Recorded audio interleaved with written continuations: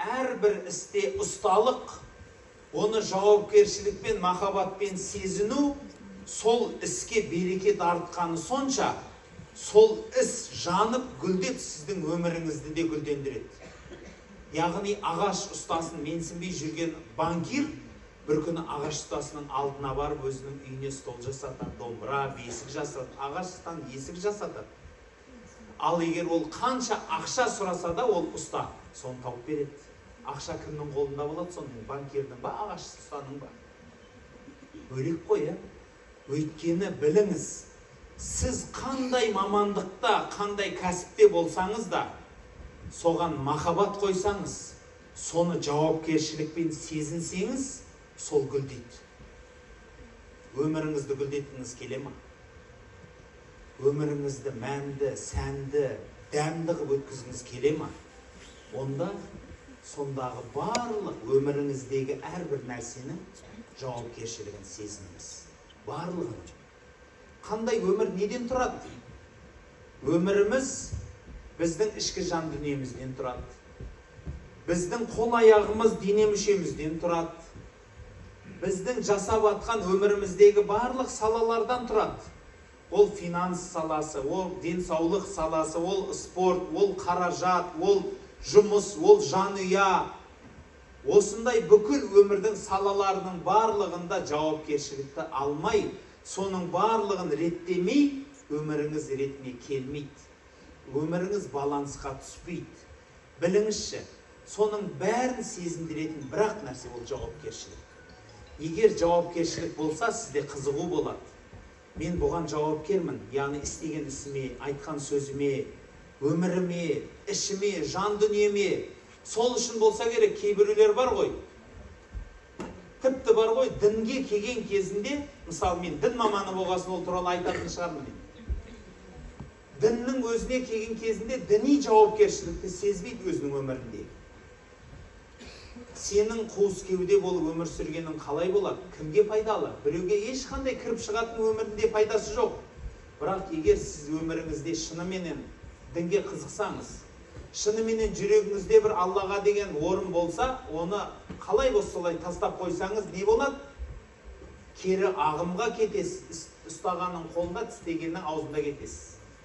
Ал егер сіз оған жауапкершілікпен қарасаңыз, ол дінге шынайы сауаттылықпен қарап, оны дұрыс адамнан үйреніп, оны талдап өміріңізге қолдансаңыз, онда сол діни байлыққа, рухани байлыққа қол жеткізесіз. Бұл бір ғана мысал. Өмірдегі әрбір іс дәл осылай гүлденеді, дәл осылай жанады. Қорытып айтатыным, құрметті жақсылар, бұл отырыста мен айтқым келген мына бір нүктелер бар. Біріншіден, біздің өмірімізге, әрбіріміздің айтқан сөзіміз, ісімізге жауапкерміз, Аллахым оны сұрайды. Екіншіден, жанұямызға жауапкерміз. Жанұямыздағы аға, іні, бауырларымыз, бала шағамызға, жан жарымызға жауапкерміз. Біз жұмыс істеп атқан жұмысқа жауапкерміз. Біз өмір сүріп атқан қоғамға жауапкерміз. Одан үлкейсек, біз өмір сүріп атқан осы қазақтың жапан даласына, дархан даласына жауапкерміз. Ата-бабамыздың тастап кеткен мирасына жауапкерміз. Оның дәстүріне, бізге тастап кеткен асыл дінімізге, асыл тілімізге, бұның бәріне жауапкерміз. Өйткені бұның бәрінен сұраламыз. Бұның бәріменен жолығамыз ертең. Ертең адам атадан туған алғашқы перзенттен бастап ең соңғы өлген сол адам атаның ұрпағына шейін қияметте бір жерде жиналады. Сол бір жерде жиналғанда, барлығымен көзімен жолыққанда, сіз қалай тұрасыз? Ата-бабаңыздың алдында. Сіз қалай тұрасыз пайғамбардың алдында? Сіз қалай тұрасыз дүниеден өтіп кеткен ата-анаңыздың алдында? Өзіңізден кейінгі келген ұрпақтың алдында қалай тұрасыз? Ойлаңызшы, сол жауапкершіліктің аздығынан біздің қоғамдағы бүкіл дерттің бәрі содан. Парақорлық, жалақорлық, рушылдық, бүкіл аурулар барлығы осы жауапкершіліктің болмағаны. Ең қарапайым, кеше жаз уақыты болды. Бір жерге шығып, жанұямызбенен демалайық дедік. Бір таудың бөктеріне барсам, бала шағамен отыратын орын таба алмай қалдым. Себебін айтайын ба? Сол жерге адамдар келіп кеткен ғой. Бүкіл қоқысын тастап кеткен. Ол кімнің жері? Кімнің елі? Оған кім жауапты? Сол жердегіні бір пакетке жинап, үйге апарып, жолда, үйіне кіргізгің келмесе, жолда бара жатып, бір қоқысты тастауға еріндің. Қазақта сөз бар. Жаны ашымастың жанында басың ауырмасын дейді. Менің бұлай айтып атқанымда дұрыс па, бұрыс па білмеймін. Бірақ айтқым келгені, сол жауапкерсіз еліне, жеріне, табиғатына жаны ашымаған адамның себебінен біздің табиғатымыз осындай күйреп бара жатыр. Қазақтың даласын мен көп жерін араладым. Қазақстанның бір 90%-ын дейікші, өтірікші болмай қойын, 95%-ын, 90%-ын кейбір жерлерді ауыл аралағаным бар. Кәдімгі ауыл кездесу қылып, уағыз жасап, сол ауылдардың ақсақалдарымен, адамдармен дәм-тұздас болып, ауылдарын көріп, шөлінде де болдым, көлінде де болдым, тауында көрдім, тасында көрдім, бәрін көрдім. Қазақтың даласындағы сұлу емес жерді тапқан жоқпын. Барлық жер сұлу. Қазақтың даласында жаман елді, жаман жерді көрген жоқпын. Біреулер жамандайды. Шығыстағылар жаман, оңтүстіктегілер жаман, батыстағылар жаман, солтүстіктегілер жаман. Мен жаман адамды көрген жоқпын. Мен араладым. Сол жердің бәрін көрдім. Шығысты да, батысты да, оңтүстік, солтүстік бәрін көрдім. Жаман адамды да, жаман жерді де көрген жоқпын. Жауапкерсіз, өзіне жауапкершілік алмаған адамдарды көрдім. Жаман адамның ең жаманы сол адам. Сол қоғамды да қирататын, жан ұясын да қирататын, дінін де, ділін де, тілін де бұзатын содан. Неге біз екі қазақ отсақ орысша сөйлейміз, айтыңызшы? Себебі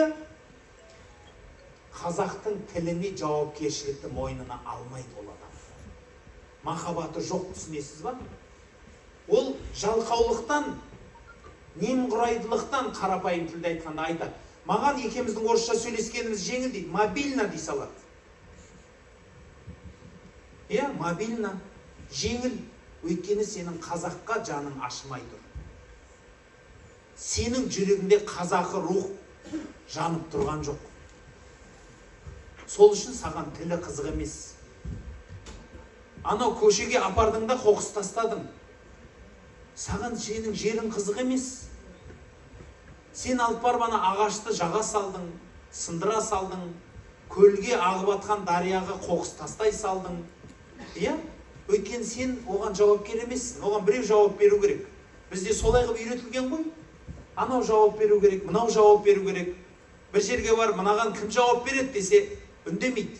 Анау, мынау дейді, біреу айтпайды, көрейік, іздейік бірге. Не болып қалды, кәні? Табылмаса, мен-ақ түзей салайын, не болып жатыр деген адам болмайды. Егер ондай болмаса, біздің басымызға қиямет келеді. Халайық, түсінесіз ба? Қазақтың басына қиямет төнеді. Егер біз көзімізді ашып оянбасақ. Егер тілімізге, дінімізге, ұлтымызға, жерімізге жанымыз ашып, соны қолға алмасақ, қияметті күте беріңіз. Баяғы бір ауылда бір мысал бар. Бір ауылдан бір патша өтіп кетеді екен. Сонда ақсақал тұрып айтыпты, дана ақсақал екен. Ау халайық, біздің ауылдан пәлен күні аңшылыққа болсын, басқаға болсын, әйтеуір патшамыз өтеді екен. Біздің ауылдан жолы түсіп тұр патшамыздың. Бұл ілуде бір келетін жағдай ғой, арнайы келмейді біздің ауылға ол кісі. Ақыры өтіп бара жатыр екен, бізді елеп тұру үшін бір нәрсе берейік та дейді ғой, сыйлық қой ол, түсінесіз ба? Адам анау сыйлық алған жерін, кішкентай бір танысқан жерін, араласқан жерін, дәм-тұздас болған жерін есіне түсіреді ғой. Сол үшін біздің қазақта тектілік деген сол, үйіңе қонақ келгенде қой соятыны содан, ол тектіліктен, түсінесіз ба? Сол тектілік туралы қазір мен Мұхтар Шахановтың да бір сөзін айтып кетемін. жоғарыдағы мысалды бітірейінші. Бір ауылдан со патша өтетін болғасын ақсақал айтады ғой, ей, бізде бір нәрсе берейік бұл патшаға, елдігімізді көрсетейік. Қалай көрсетеміз, не істейміз, айтыңдар дегенде, әрқайсысы әр нәрсені айтады. Біреуі дұрыс сөзді айтпай, бәрі қашады ғой жауапкершілік. Сен айт, сен айт, сен айт. Ақыры ақсақалға айтады, сіз білесіз ғой дейді. Тапсырып тастаған жауапкершілік. Бұл менің ауылым ғой деген адам болмады ғой. Оған дәлелі де одан кейінгі ісі ғой себебі. Содан ақсақал айтады, жарайды дейді. Біз осы гүлді елде тұрамыз, көпшілігіміз балара егеді екен да, бал егеді екен да, бал өсіреді екен жаңа арасын. Әркім өзінің үйінен бір кесе бал алып шықсын. Мен ертең таңертең мына мешіттің жанында бір үлкен бөшкені ашып тұрамын. Сол ыдысқа барлығын келіп бір кесе бал құйып кетіңдер дейді ғой. Оңай. Сол балды жауып пешаттап қоямын да, бізге патша келген кезінде мынау біздің ауылдан сізге сыйлық, дәм татыңыз деп бал берейін дейді ғой. Ең жақсы балдарыңнан алып шығыңдар. Патша ғой бұл, соған сыйлық берейік дейді. Мақұл, дұрыс кетеді. Қазіргідей ғой, қазіргі жұрттың бәрін бір нәрсе шақырсаң, бәрі күшті ғой. Ой, дұрыс деп айтады. Ал енді жауапкершілікпен сезінуді айтыңызшы қызығын, сол тапсырмадан кейінгі. Бір жігіт пысық қой енді, ойланады үйге бар. Еме сол балды алып, сөйтіп жатам ба? Су құя салайын дейді да. Бұзбайды ғой су, балды. Ерінеді, ұйықтап қалады ғой, таңертең тұрады, жұрттың бәрі бал апарып атқасынан, сарайға барып бал алудан ерінеді да. Үйінен бір кесе су алады да, жасырып барып, ана бөшкеге құйып кетеді ғой. Жұртпен кезекке тұрып, кезегі келген кезде шыр еткізіп суды құяды да кетеді ғой. Сөйтіп, анау ақсақал бәрі құйып болғаннан кейін ал енді мына бөшкені жабайын деп бөшкені ашып қалса, іші тола су дейді ғой. Бәрі пысық екен да сөйтсе. Өйткені сен жауапкершілікке алмасаң, басқа адам жауапкершілікке алмайды оны. Сен жанбасаң лапылдап, мен жанбасам лапылдап деген сөз қайдан қалды? Тағы да сондай сөз бар, Мұхтар Шахановтан қалған. Айтады, алғашқы 90-шы жылдар дейді өкісі. Қазақтың азаматтарын іздеп жүріп, Қытайға барып, Қытай қазақтарын көріп атырмыз дейді. Сол кезде бір үйге келдік дейді. Сол үйде кірсек, жасы егде тартқан бір қария ана отыр екен дейді. Апамыз отыр екен. Ассалаумалейкум, біз қазақпыз деп кіріп келдік дейді. О, келіңдер жақындарым, менің туғандарым, келіңдер деп келдірді. Жанына отырдық, жағдай сұрастық, осылай жүрміз, осылай тұрмыз. Қандастарымызды, бауырларымызды көруге келдік деп айтып атырмыз дейді. Жақсы деді дейді. Жанында бір құсмұрын қап-қара біреу отыр дейді. Басы салбырақ. Жігіт та. Бірақ үндемейді. Бізбен амандассақ деді да қойды дейді. Сөйлемейді дейді. Біраздан кейін түртті дейді. Барып қамдансайшы, мал сой. Дегесін ана орнынан тұрып кетті дейді. Сосын басын шайқап апамыз айтты дейді. Тектіден текті туады деген сөз бар екен ғой деп сөз бастады дейді. Сөйтсе бұл кісі баяғыда бір байдың екі қызының біреу екен. Бай Қызыл патшадан қашып бара жатып, осы Қытай асыпты.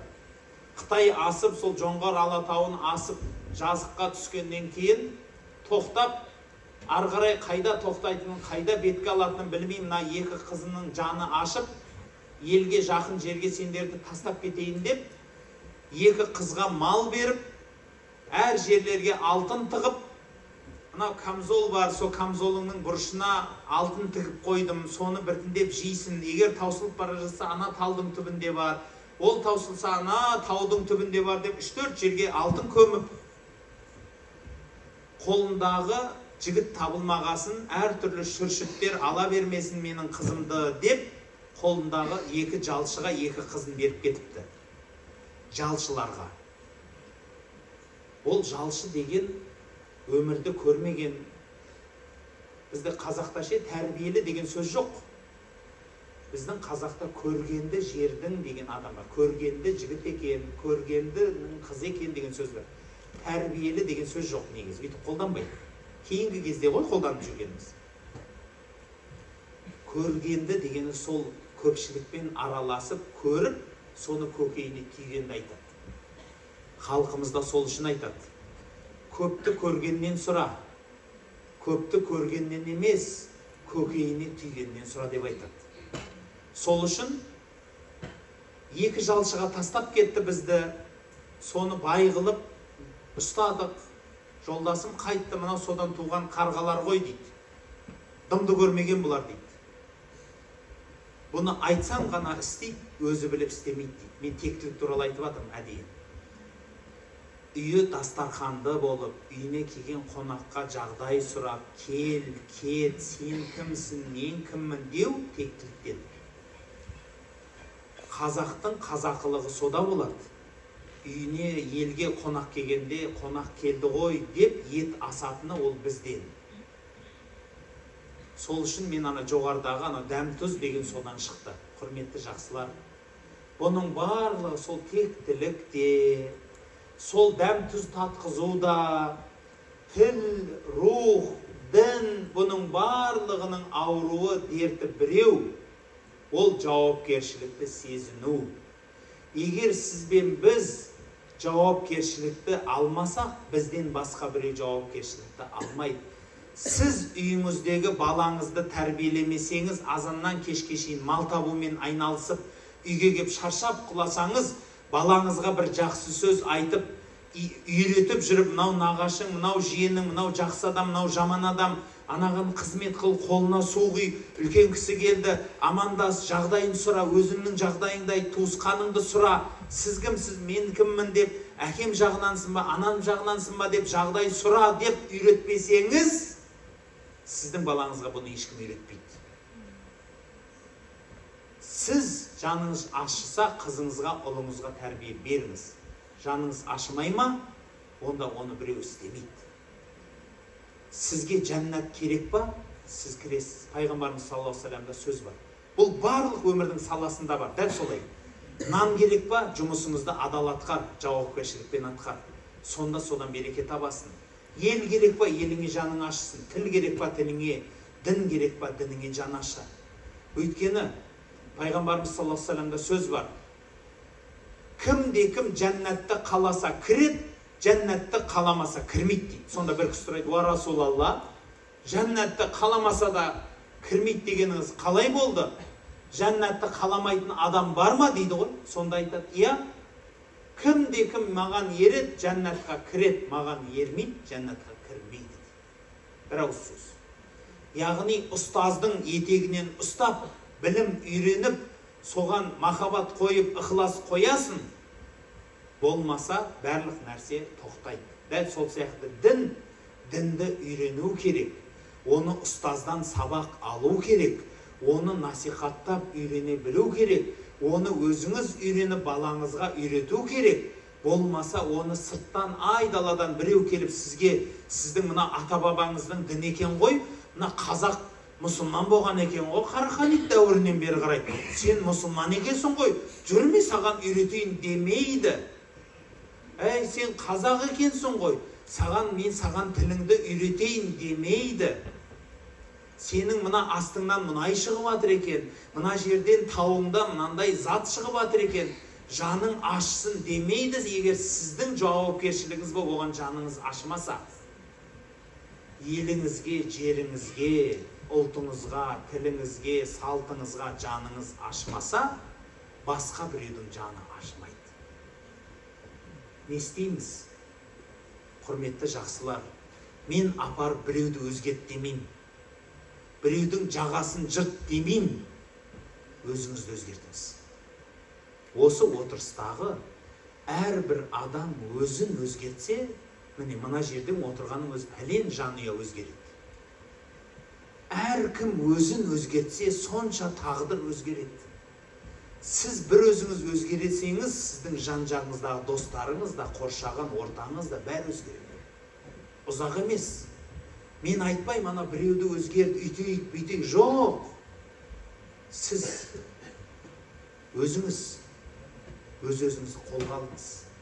Өмірдегі барлық салаларыңызды тәртіптеп, жауапкершілікке алсаңыз, сіздің өміріңіз гүлдейді. Сіздің өміріңіз гүлдесе, барлығымыз рахаттанамыз. Себебі халықта сөз бар. Бермесе де май жақсы, бай жақсы, жемесе де май жақсы дейді. Өйткені бай адам сіздің туысқаныңыз болса, бермей-ақ қойсын. Сізден сұрамайды ғой. Рахат қой сол. Сізден сұрап келмейді да, ей, маған берші демейді. Соның өзі қандай жеңілдік, мынандай тар заманда. Сол үшін айтатыным, құрметті бауырлар, жауапкершілік деген тақырыпты шамам жеткенше дұрыс жеткізе білдім деп ойлаймын. Елімізге, жерімізге жауапкершілікпен, дінімізге махаббатпен көңіл бөлейік. Бұның барлығы бабамыздан қалған мирас.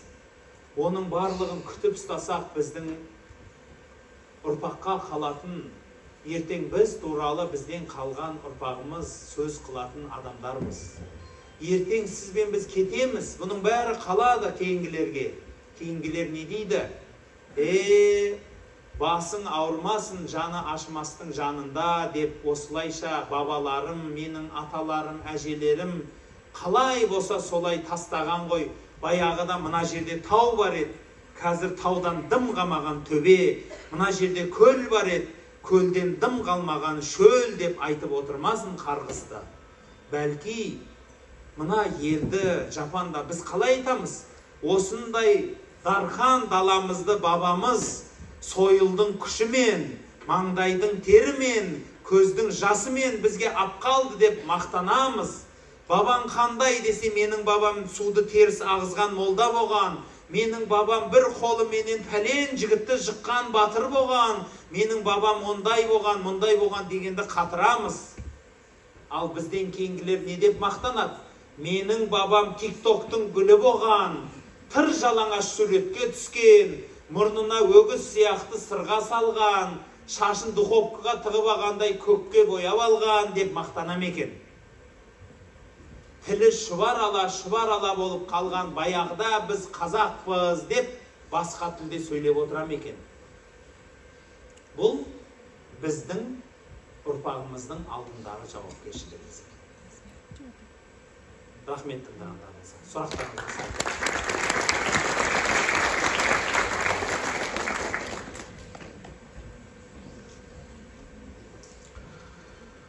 Құрметті қонақтар, енді Арман ұстазымызға ары қарай сұрақ жауаппен өрбітсек болады қалған уақытымызда. Сондықтан сұрақтарыңыз болса, қысылмай қойып отырсаңыздар болады. Кімнің қандай сұрақтар бар?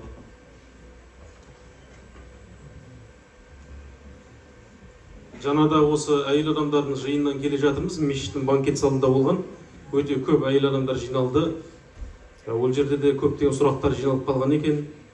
Сіздердің араларыңызда сұрақтар болса, мына екі ортада микрофон тұр. Соған келіп сұрақтарыңызды қойсаңыздар болады.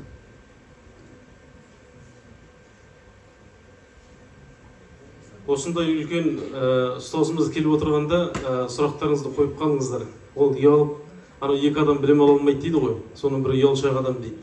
Сондықтан батылдықпен келіп, іштеріңізде бір қалған сұрақтарыңыз болса, бір нәрсенің бір шешімін тапқыларыңыз келіп жүрсе, соны осы Арман ұстазымыздан сұрап қалыңыздар дегім келеді. Ал егер сұрақтар болмаса, ұстазымыз онда бұл жерден тұрайық деп отыр. Рұқсат болса деп әрине.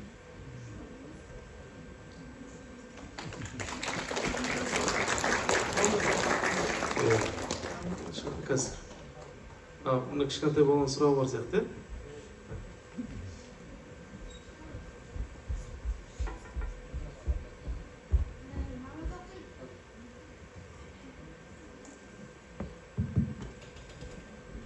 Намаз оқитын иманды достық қайдан тауып болады? Рахмет, Алла разы болсын сұрағыңызға. Құрметті жақсылар, өзі ана бизнеста сондай сөз бар. Миллионер болғың келсе, солардың арасында жүр деген мағына бар да. Өйткені айтады, сен егер 3 миллионердің арасында отырсаң, 4-ші сен боласың дейді. Сондай сөз бар ғой, білесіздер, интернет бәрінде жүр. Ол бекер емес негіз. Кіммен араласасын, кімнің жанында болғың келеді, соның барлығы сіздің өміріңізге әсер етеді. Айтатыным, расында да дос таңдағанда жақсы жерден, жақсы адамдардан табады. Сол үшін айтатыным, ол сұрағыңызды жауабы былай. Намазхан, ибалы, иманды достарды қайдан табам десе, ол сұраққа бір сұрақ шығатын еді. Ондай адамдар қайда жүреді? Ондай адамдар казинода деп айтса бола ма? Жүрмейді. Ондай адамдар қайда жүреді? Пивоханада ол жүрмейді. Қай жерде жүреді екен десеңіздер, шығатын шығар деп ойлаймын осылай. Ендеше сол кісілердің отыратын орындарына барыңыз. Соларға сабыр қылыңыз. Олардың жүретін жерлері мешіт, имандылық орталары. Сондай имандылық жерлер. Бір. Екіншіден, сіз өзгермей, ол адамдарды табамайсыз. Сіз өзіңізді өзгертсеңіз, сол адамдар сізбен араласа бастайды. Ал егер сіз өзіңізді өзгертпесеңіз, ол адамдар сізден қаша бастайды. Бұл өмірдің барлық саласына байланысты дүние.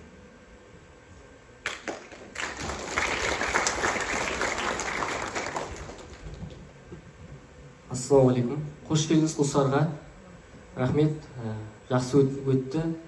Бір сұрағым, ата-анасы қатты қарсы дінге, мысалы, көзқарасы да, бірақ өзі намаз оқысы келеді да, соған өзіңіздің ойыңызды айтып жіберсеңіз. Құрметті жақсылар, негізі жастарымыздың намаз оқығанына, дінге көңіл бөлгеніне қорқатын заман өтіп кетті деп ойлаймын. Оған себепкер болған нәрселер, ол біздің өлкелерімізде түрлі жат ағымдар лаулап жанған кездер болды. Сол бір кездерде жұрттарды сол діни пікірлерден, дін ұстанудан, мешіттен қорқытып, ескертіп жатты. Сондайға кірген адам былай қарай ауып кетпесін дегеннен кейін шыққан шешімдер. Бірақ оның дұрыс еместігін айтайын. Оның дұрыс еместігі сол 90-шы жылдардан қап кеткен аурулар ғой. 90-шы жылдары ереже бар еді. Проблема жоқ болу үшін адам жоқ болу керек дейді. Ат тастайды да, әлгі адам. Егер сол адам жоқ болса, проблема жоқ дейді. Бұл хирургтардың да шешімі ғой негізі. Не көрсе, соны кесіп тастайды. Жаңа деген, кесіліп қалмен десең, хирургқа барма деген ғой енді. Үйтіп айтпаймын енді, ренжімеңіз, әзіл үшін айтып отырмын. Айтпағым, барлық нәрсе кесуменен шешілмейді. Емделумен де шешілу керек болған дүние бар. Мешітті жауып тастасаң, жат ағым болмайды деген шешім өте қате. Себебі жат ағым интернеттен сабақ алады. Одан гөрі интернетті жауып таста.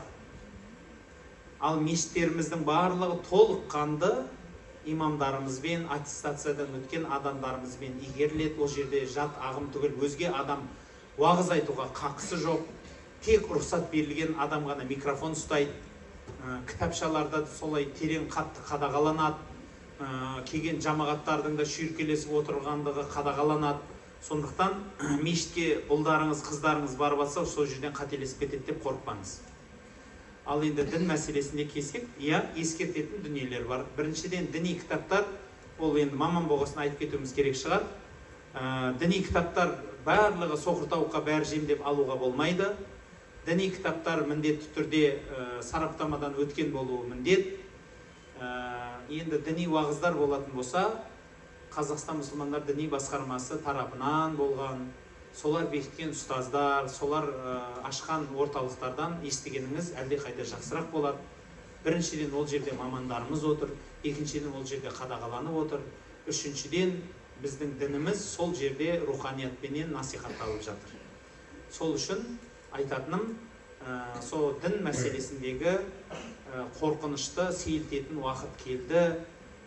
Қорыққан адам негізі соныменен қорқыныш арқылы сол нәрсені тоқтатып қалдық деп айтпаймын. Бұл өте қате пікір. Қайта психологияда қорқынышқа қарай жүру керек деп. Дәл сол сияқты сол қорқыныш неден келіп жатыр, қалай зерттеп, соның бәрін қолға алып реттесек, шешілмейтін проблема жоқ. Қысқаша айтқанда, балаларыңыздың, қыздарыңыздың намаз оқығандығы, дінге көңіл бөлгендігі, ол жүрекке қорқыныш салатын уақыт кетіп қалды. Бәлки оны имамға көрсетіп алыңыз, дұрыс бағытта ма? Иә десе, ешқандай уайымдамаңыз. Аллахым баршамызға береке берсін.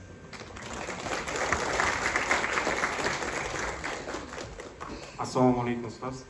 Сізге бір сұрағымыз қойғым келіп тұр. Осы жақын арада мемлекет басшымыз айтқандай, орамалға қатысты запрет қойған болатын. Сол қаншалықты дұрыс және ол біздің ислам дінімізге кері әсерін тигізбейді?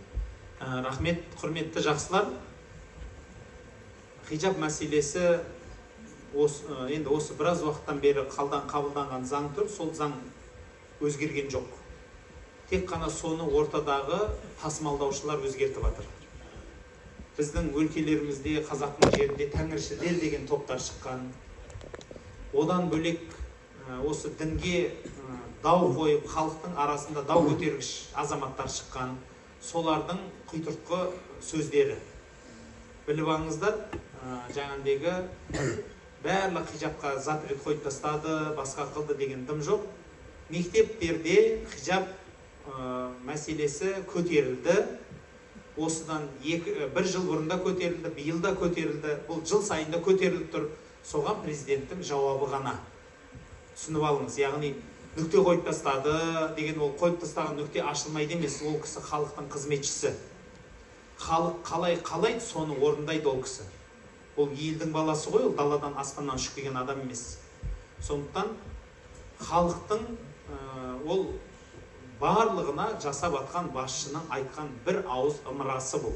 Яғни жұрттың бәрі ары бері тартпастан осы ортақ заңымызды дұрыстап түсініңіздер. Міне бізде заң былай, бізде конституция былай, осылай шешім деп соны айтып берген қойған ымырасы ол. Ал енді ол кісінің дінге дұшпандығы, немесе жаңағыдай одан кейінгі министрлердің жасап атқан нәрсесі емес. Бұны халықтың жаулары көтеріп жатыр әдейі.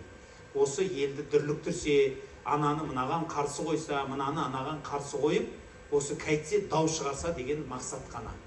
Құдай сол адамдардың жасап атқан дүрлігуін өз басына салсын, бізді одан аман есен алып қалсын.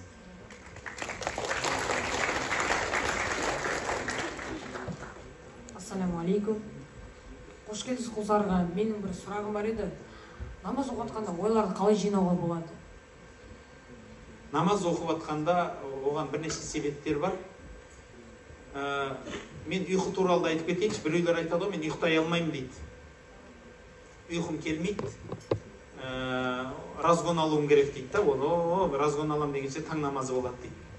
Сондайларға айтылатын психологиялық бір әдістердің біреуі, ұйықтардан бұрын 1 сағат, 2 сағат бұрын телефон қарама дейді. Өйткені телефондағы көк экран, компьютердағы, теледидардағы көк рең адамның мелатонин, адамдағы ұйқы гормонын тоқтатады. Екіншіден ой, жаңағыдегі соткіден адамның ойы қап кетеді. Сол ойды айналдырып жатқан кезіңізде таң атады ғой. Ана бір адам айтпақшы, түнде ұйықтайшы деп ойымша қой санадым дейді да. Ең соңғы қой таң атты, тұрмайсыз ба деп айтты деген екен. Сол сияқты ұйықтаудан бұрын ұйқыға дайындық керек. Сол үшін намазыңызда ой бұзылатын болса, намазға дайындық керек. Бет алды немқұрайды қылмаңыз. Намазға бір жарты сағат бұрын, 20 минут, 1 сағат бұрын қоңырау қойып қойыңыз. Сол қоңырау соққан кезден бастап дәретіңізді реттеп, телефон, анау мынау істі азайтып тастаңыз. Соны азайтқан сайын ойыңыз реттеледі. Бір. Екіншіден, енді жауаптар өте көп, мен өте қысқа айтам. Адам ішіндегі ойды тоқтату мүмкін емес, бәлки оны игеру болады. Оны басқарып, немесе басқа жаққа бұруға болады, немесе өткізіп жіберіп, оған көңіл бөлмеуге болады. Оған жәрдем беретін нәрсе фокус. Яғни адам өзінің ойын жинай алу әдістері. Ой жинауға ең бірінші орында осы жерде отырған жастардың бір орындамайтын нәрсесі жәрдем береді. Егер соны орындасаңыз, фокус болады. Ол кітап оқу. Мен қазақтың балаларын кітап оқығанын аз білем. біздің дертіміз деп білем. Сондықтан сіздер кітап оқуға шақырамын. Кітап оқысаңыз, білмегеніңізді білесіз, білгеніңізді қайталайсыз, ұмытқаныңызды еске түсіресіз. Бір адамның өмірлік тәжірибесін аласыз, көкжиегіңіз кемейді, кеңейді, жаңа тіл байлығын арттырып, жаңа сөздер жаттайсыз, сөйлеу мәнерін реттейсіз, ойлау мәнерін реттейсіз, және де ана кітапты бақылап отырғанның себебінен бір жерге шұқшиып ой жинауды үйренесіз. Ой жинауды үйренген адам өмірінде фокус жинауды, яғни бір іске көңіл бөлуді үйренеді. Көңіл бөлген адам бай да, қуатты да болады. Намазы да бүтін болады. Соның үшін кітап оқыңыз, намазға ертерек дайындалыңыз. Және де соңғы нәрсем, кеңестердің бірі, намаздан бұрын айтылатын дұға бар. Интернеттен іздесеңіз болады, Google молдада тұр. Google молдаға сұрақ қойсаңыз, намаздан бұрын ықылас үшін оқылатын дұға десеңіз тұр, соны оқысаңыз жақсырақ болады. Ассалаумағалейкум ұстаз. Сұрағым бар еді. Алланың аршылары деген кімдер? Алланың аршылары.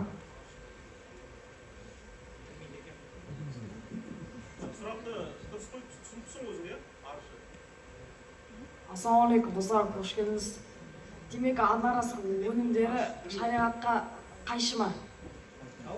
Демек, ана-арасық өнімдері шариғатқа қайшы ма? Ана-арасық шылым өнімдері шариғатқа қайшы ма? Ана-арасық деген шылым бар ма не? Электронды ма? Жарайды, рахмет, Алла разы болсын. Құрметті жақсылар, жаман әдетше адамның өміріне қайдан пайда болады, және әсерін айтып кетейінші, өте қысқа.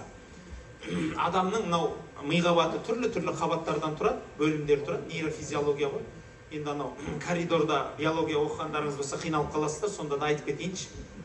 Жаңағыдегі мидың ең жоғарғы қабат, жаңағыдегі миға қалай қазақша айтсақ болады екен? Жұқа мидың қабаты деп айтайықшы. Мидың ең жұқа беткі қабаты адамның нерв жүйесіне қатты әсер болады.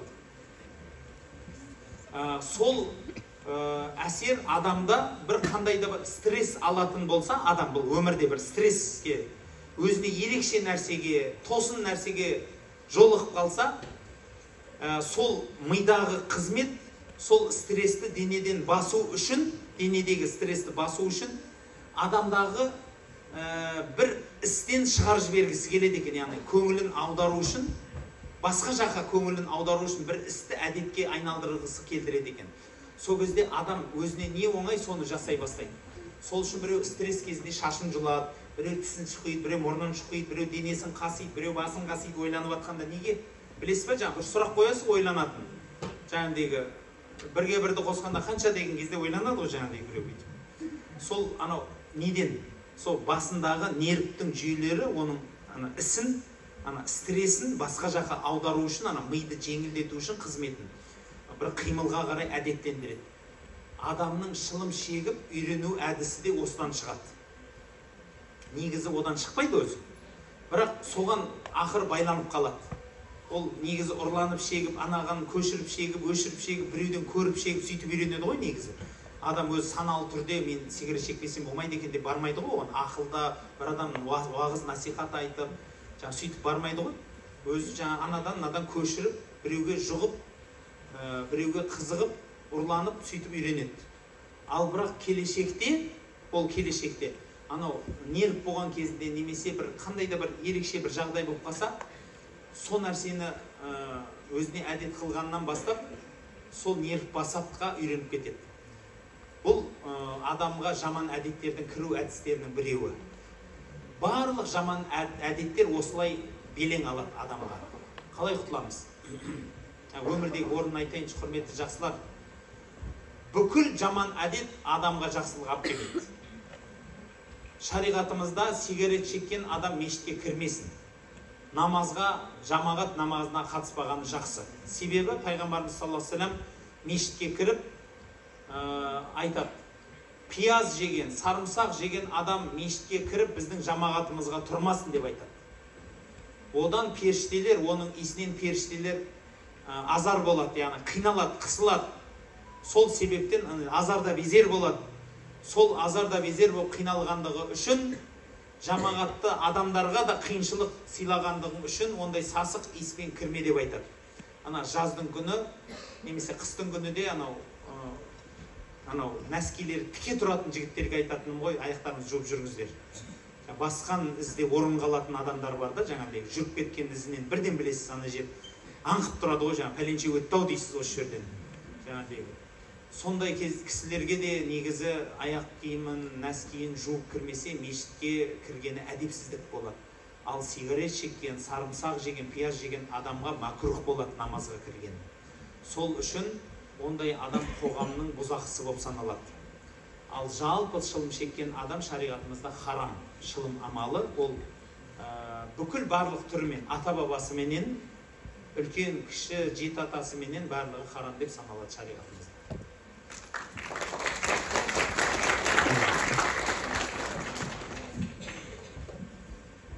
Бисмиллахир-рахманир-рахим. Ассаламу алейкум, ұстаз. Қош келесіз Шылай ауданына. Әуелі құттықтаймын шын жүректен. Ғұламалар кеңесі мүшесі болып отыр екенсіз. Аллах разы болсын, келгеніңізге.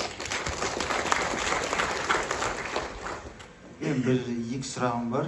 Мына біздің Ханафи мазхабының көптеген ғалымдарының сөздері бар, дәлелмен айтып кеткен. Ниқаб пен паранжаны уәжіп амалға шығарған яғни. Соны тиктоктан мысалы танымал болған тиктокер Нұрлан деген кісі бар, танисыз. Сол кісінің недерін көріп қалдым, эфирлерінде айтқан. Ниқабта, паранжада вообще біздікі емес, уәжіп амалда жатпайды, парыз амалға да жатпайды. Сол сізден нақты жауабын алғым келіп тұр. Екінші сұрақты жауап алғаннан кейін қойсам. Негізі бар ғой, енді сол сұрағыңызды Нұрланның өзіне қойғаныңыз жақсырақ болады. Енді ол кісі не деп жауап берсе де, басқа қылса да, ол біріншісі. Дегенмен жалпы менің пікірім болатын болса, біздің шариғатымызда ниқаб бар. Бар ол. Бірақ ол уәжіп мәселесіне келсек таласам. Оны уәжіпке қойған қоғамдық себептерменен дәлел айтады. Дәлелінің бәрі тек қоғам себебінен айтады. Қоғамдағы бұзылды, қоғам бұзылды, адам бұзылды, басқа бұзылды, соны сақтау үшін, жанұя сақтау үшін деген себептер айтылады. Бірақ жаңағыдегі ол қоғамдық себеп болғаннан кейін қоғамдық дәстүрге де көңіл бөледі деген сол. Сол үшін айтатыным, Меккедегі ең атақты харам мешітінде қандай паранжа киген әйел болса да бетін ашып жүреді. Намазда әйел кісі қандай тұрса да ниқабты киетін әйел бәрібір ниқабсыз намаз оқылады. Яғни Алланың алдында тұрғанда мен әдейі айтып жатырмын, ниқаб бетін жапқан абзал ма, жаппаған абзал ма дегенге айтылып жатқан. Зәрурат үшін ғалымдарымыз айтқан, әйел кісі бетін зәрурат үшін ашуы керек деп айтады ғалымдар. Зәрураттың мағынасында. Біздің осы мәдениет министрі Балаева ханымның соңғы айтқан сөздерде сол болды. Именно біз ниқаб мәселесін көтеріп атқанымыздың мақсаты осы қоғамдағы проблемалар себебінен. Ол қандай проблема? Бірінші проблеманың біреу идентификация, яғни паспорт жүйелері, басқа жүйелері. Мысалы, әрбір жерлерде, қазір дүкендерде камера қойылған, ұрлық, қарлық, сондай қылмыс, басқа нәрселерде адамның жүзі көрінсін үшін жүзін ашып жүруі керек деп саналады біздің қоғамда. Екіншіден, самолетпен ұшқанда да, паспорт қылғанда да бәрібір сіздің паспортыңыз сұралып жатады. Сауда қылғанда да оның ішінде еркек бар шығар, оранып алған адамның артында. Сондай нәрсеге кетпес үшін, қоғамның тыныштығы үшін біздің қоғам осыны талап еткендігі үшін бұл шариғатқа қарсы шығу болып саналмайды. Хижаб проблемасы жоқ біздің Қазақстанда. Бәлки сол ниқабты ғана проблема деп атыр. Бет жабуды проблема дегендігі үшін, оның проблемасын заңды түрде қылмысқа алып баратындығы үшін, идентификация проблемалары үшін, және де соған себептері үшін бұны біз құптамаймыз деді. Шариғатымызда бұған ешқандай қарсы пікір жоқ. бәлки шариғи пікір бойынша да бұл айтылған сөздер, осы Балаева ханым айтқан сөздер дұрыс деп саналады. Екінші сұрағым, кейбір намазхан бауырлардан көріп атам, естіп атам, бейнамаз, енді намазға ниеттеніп жүрген адамдарға, мысалы, жахил деген сөздерді айтады. Және қате бір бұғауыз сөз немесе аузынан енді шығып кетеді пенде болғасын эмоциямен. Сол кезде ауыз биллах деген сөздерді айтып жатады да. Мысалы, ескерткені де бар, қойып болмайды ол анау деген сияқты.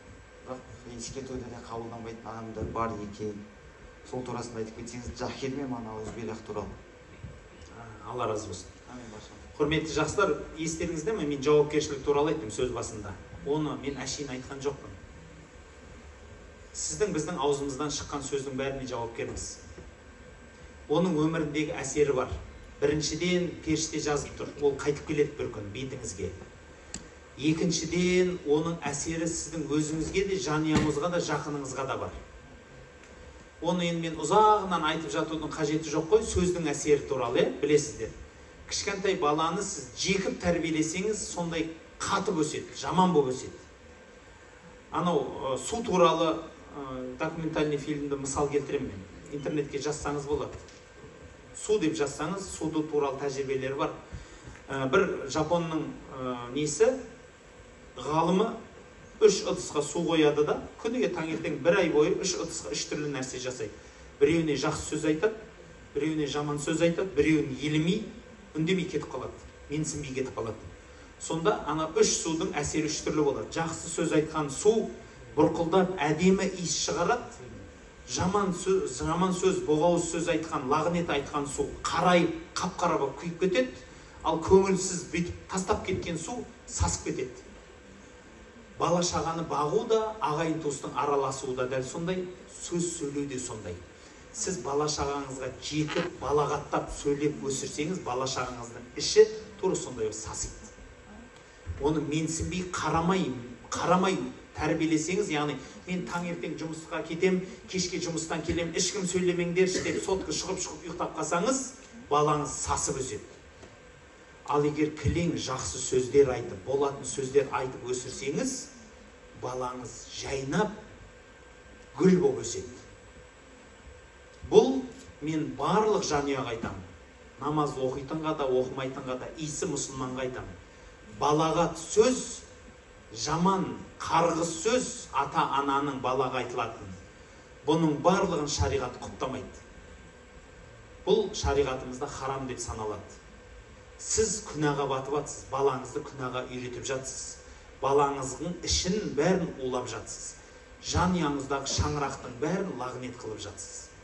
Әрбір ашуланғанда оның орнына басқа нәрсе қолданып үйреніңіз. Себебін сұрап, ашуды басып үйренбей, біліңіз, құрметті жақсылар. Ашу келген кезде энергия қайда кететінін білмесеңіз, мен энергия туралы бір ауыз сөз айтып келеді. Пайғамбарымыз саллаллаху алейхи вассаламда хадис бар.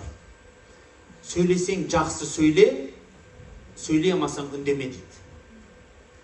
Мұның мағынасы жақсы сөйлеуге энергия кетеді. Дұрыс па? Күш-қуат жұмсау керексіз. Жаман сөйлеуге энергия жұмсамайсыз. Сіз мысалы көлік айдап келе жатқанда алдыңызды біреу кесіп кетсе, ақ ит, көк итті жіберсеңіз болады да, оңай. Айтақтап жібересіз ғой, ой, неше түрінен, орысша, қазақшасынан, ағылшыншасынан. Ал енді сол жерде сабырлық қылып, жақсы сөз айтуға күш керек, дұрыс па? Ойлану керексіз, қиналасыз. Енді ойлаңыз.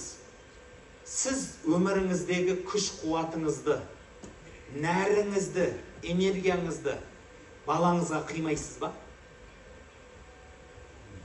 Сүйген жан-жарыңызға, аға ініңізге, бауырыңызға қимайсыз ба? Онда кімге қиясыз?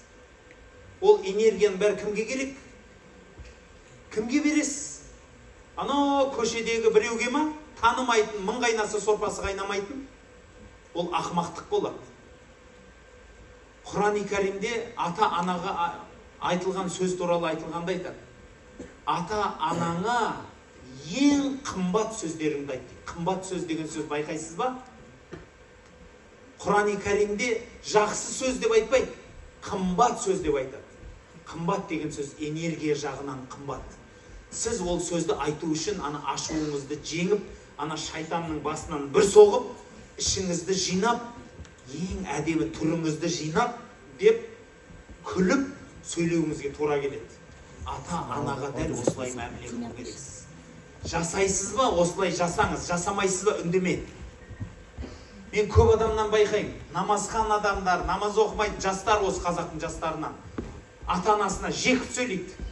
Қоя тұрш, өйтші, бүйтші, араласпаш, өзім білем. Сен қашаннан бері білетін болып қалдың? Мысалда, ойлаңыз, құрметті жастар, ол жекіп сөйлеу шариғатымызда харамыз. Әсіресе ата-анаға. Сіз сол жерде күнәға баттыңыз.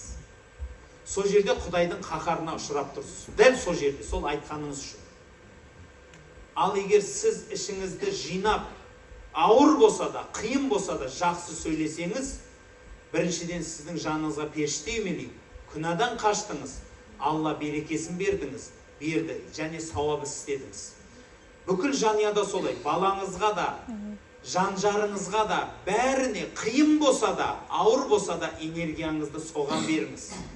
Соған берсеңіз, Аллахым сізге екі дүниенің бақытын береді, жанұяңыздың бақытын. Оның рахаты болады ғой, өйткені еркектің тығылатын жері, іні қай жер, өзінің үйі ғой, өз үйім өлең төсегім дейді. Сол үшін берсең жақыныңа бер. Кешіріңізші, сөз созды демеңіз. Еріксіз бір сөз келді аузыма, ше. Айта кетейінші, айтпаса сөздің атасы өледі дейді. Сәбит Мұхановтан келген мынандай сөз бар. Үйіне Қажы Мұхан келіп қонақ болады ғой. Сол кезде Қажы Мұхан менен сөйлесіп жатқан кезінде мына бір естелікті айтады. Бір күні Қажы Мұхан өзінің ауылына күресіп, орындар алып, алтындар алып, атақты кімсін пәленше деп еліне оралады. Еліне оралып, ауылына келе жатса, ауылына кірмей тұрып, бер жақтағы бір сайда, жолдың жағасында бір қос көреді. Қос деген сөзді білетін шығарсыздар, ағаштарды сүйеп қойып, сыртына жауып қойған шалаш, яғни уақытша үй. Қос деп айтады соны. Екі ағаштың басын қосқан, соны қос дейді. Екі-үш ағашты қосады да, басын байлайды, үстіне тері жабады, сол қосылады, қос болады. Жартысы далаға шығып жатыр, жартысы ішке кіріп жатыр, бір адам жатыр дейді, ірі кісі жатыр дейді да, қол аяғы балғадай, ірі кісі жатыр, қозлақ бағып жатыр дейді да. Біздің ауылда қозлақты бүйтіп бақпайтын еді ғой, бұл кім екен танымадым ғой деп жанына келіп, қараса қол аяғы балғадай екен да, қызығып кетеді ғой, күресіп келе жатыр, орнап келе жатыр. Амандық жоқ, саулық жоқ, түртіп жібереді да. Ана ұйқысынан тұрып, не десе, күресесің ба дейді ғой. Сотқар ғой енді бәрібір. Күресесің ба дейді. Анау да жоқ демейді ғой, ол да қазақтың баласы болды. Я дейді, екеуі жата қалып күреседі ғой. Енді ана Франциямен күрескен француздың күресін әдісін салады, орыстың поддубныйынан үйренген ол әдіс аламайды ғой анан. Былай қылады, аламайды, қысылғаннан ше, қой қазақшаға салайын дейді ғой. Қазақша, өзіміз қазақпыз ғой деп, бел бауынан қапсыра байлап, жаңағыдегі палуан шолақ ағамның әруағы қолдай көр деп тартқан кезінде ана кісі күліп жібереді ғой. Сөйтсе палуан шолақ сол екен ғой. Әй бала, ол менмін ғой палуан шолақ дейді. Сені сол анау жан жақтың бәрін жеңіп келе жатыр дегенді естіп, алдыңа әдейі аттерлетіп келдім деген екен. Сөйтіп екеуі арқа-жарқа болып, жаңағыдегі бағып атқан қозысынан ол кісі сойып беріп күшті болып отырып қайтқан ғой. Бірақ соны айтып болып Қажы Мұқан жылады дейді. Сосын Сәбит Мұханов сұрайды ғой, аға неге жыладыңыз дегенде, танымастан, білместен ақымақтықпенен ағамның жағасынан ұстағаным менікі тексіздік болған екен, сол тексіздігіме жыладым деген екен. Мені ұят, мені абырой, мені тектілік. Бір тәрбиесіз бен бізге. Біз жанұямызға энергиямызды қимаймыз. Негізі біздің бауырларымызға, үлкенімізге дәл сондай үлкенге құрмет, кішіге ізет деген бізден болу керек. Сол үшін айтатыным, құрметті бауырлар, балағат сөз, жаман сөздер, лағынет сөздер пайғамбарымыздан қалған сөздер емес. Бір. Екіншіден, дәл сондай жахил деген сөз, ондай шала сауат адамның сөзі. Мен сол сөздің өзінен жеркеніп тұрмын да. Мағынасы негізі араб тілінде айтқанда надан деген сөз. Енді бір адамды надан деп кемсіту, ол қандай тәкаппарлық ол ше? Тәкаппарлық ол шайтанға жарасады. Шайтанның сөзін айтып жатыр бұл кісі. Ол шайтанның сөзіне еріп жатыр. Бір күні пайғамбарымыз заманында Әбу Бәкір келе жатса, жанында пайғамбар бар, мүшриктер Аллаға серік қосқан дін дұшпандар жиналып қап пайғамбарды мазақтапты. Сонда олар мазақтап жатса, Әбу Бәкір тұра қалып, ол кісіні жақтай кетеді, аналарға қарсы сөз айтады. Олар сөз айтса, бұл сөз айтады, ол сөз айтса, бұл сөз айтады. Ақыры Әбу Бәкір шыдай алмай балағаттап жібереді ғой. Сөйтіп олар балағаттаса, бұл да балағаттап, қарап қалса жанында пайғамбар жоқ. Сосын жүгіріп кетіп қалады, пайғамбарымыз саллаллаху алейхи ва саллям кетіп қалған екен, артынан жетіп алады. Сөйтіп айтады, уа Расулалла, сіз қашан кетіп қалдыңыз, мен білмей қалдым ғой дегенде айтқан екен. Анау кісілер саған жаман сөз айтып атқанда, сен оларға насихат сөз айтып, оларға дұрыс сөзбен жауап беріп атқаныңда, жанында періштелер үймеледі депті. Бірақ сен қашан оларға балағат сөз, жаман сөзбенен қайтардың, сенің жанынан періште кетіп, жаныңа шайтан келді. Шайтан келгеннен кейін мен де кетіп қалдым деген екен. Сондықтан айтатыным, құрметті жақсылар, жақсы сөзді болыңыздар, жаман сөзден қашыңыздар. Көшіріп кетсем кешірім сұраймын. Пайғамбарымыз саллаллаху алейхи ва саллям өзінің бір сөзінде айтып кетті. Бір-бірлеріңе сыйлық беріп, Алла үшін қуантып, бауырмашылықтарыңызды арттырыңыздар деп. Сол себепті сізге естелік ретінде кішкентай ғана Құран сыйласам, рұқсат етсеңіз.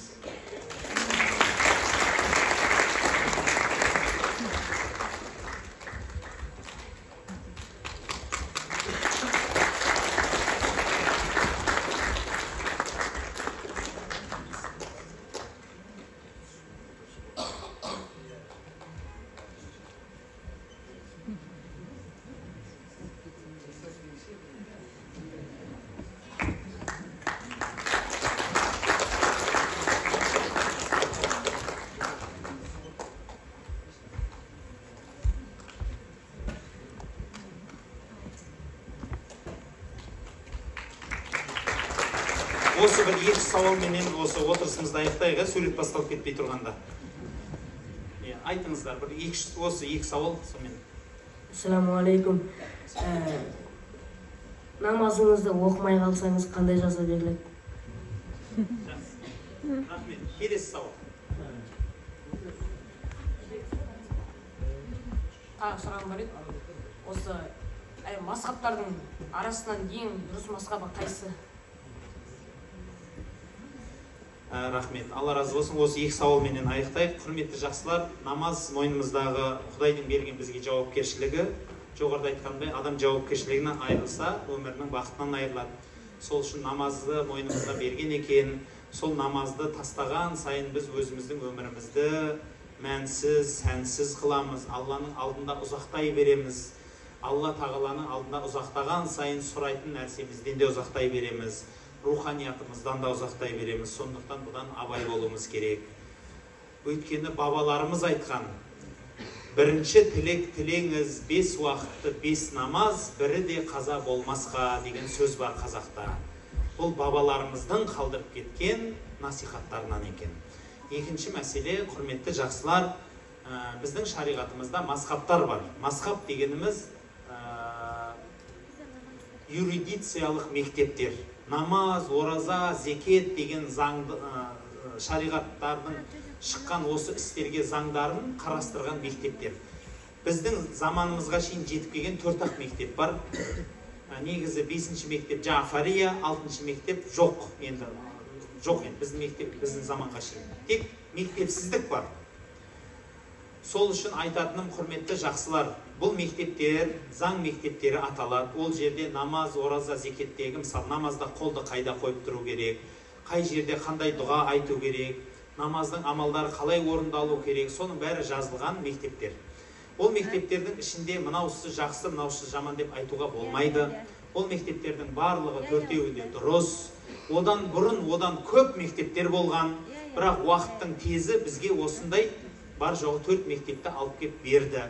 Сонан соң айтатыным, құрметті жақсылар, біздің өлкелерімізде сол мектептерге мүлде көңіл бөлмейтін азаматтар бар.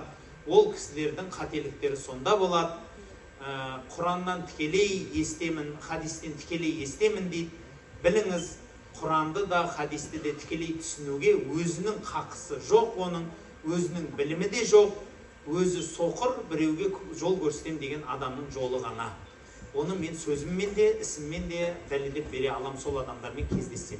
Сол үшін айтатын, құрметті жақсылар, мазхабсыздыққа бет бұрмаңыздар. Бәлки бабамыздан қалған Абай атамыз, Шәкәрім атамыз, Машқұр Жүсіп атамыз қалдырған сара жол, ол Абу Ханифа мазхабы. Осы мазхабты берік ұстансақ, бабамыздан қалған мирасқа мұрагер болған боламыз, сол кісілердің шынайы ұрпағы болған боламыз. Илахи амин. Аллахым елімізге тыныштық бер, жұртымызға амандық бер. Аллахым осы отырысымызды жақсылығымен тәмамда. Аллахым осы отырған халықтың, дүйім жұрттың қандай да бір тілектері болса қабыл еткейсін. Рахмет тыңдағандарыңызға.